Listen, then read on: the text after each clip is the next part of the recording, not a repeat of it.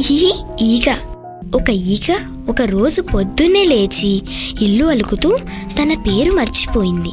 అమ్మో, నా పేరు నేను మర్చిపోయానే, నా పేరేమిటో చెప్పమా అని ఆలోచించింది, కానీ గుర్తు రాలేదు. అప్పుడు ఆ ఈగ బెల్లం ముక్క చుట్టూ ఉన్న చీమల్లోని ఒక చీమని పిలిచి, చీమా చీమా, నా పేరేమిటో చెప్పగలవా అని అడిగింది. నీ పేరు నాకు తెలీదు, నిద్రపోతున్న మనిషి మీద వాలిన దోమని అడుగు అంది.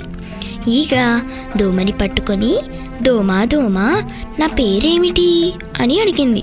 నీ పేరు నాకు తెలీదు, ఎక్కడైనా సాలెపురుగు కనిపిస్తే దాన్ని అడుగు చెప్తుంది అంది.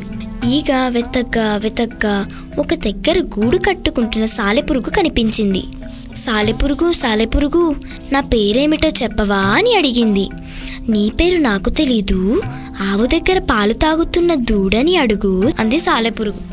ఈగ దూడ దగ్గరికి వెళ్ళి, ఓ పాలు తాగుతున్న దూడా, నా పేరేమిటి అని అడిగింది.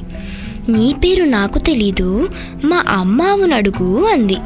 అమ్మావు అమ్మావు, నా పేరేమిటి అని అడిగింది ఈగ.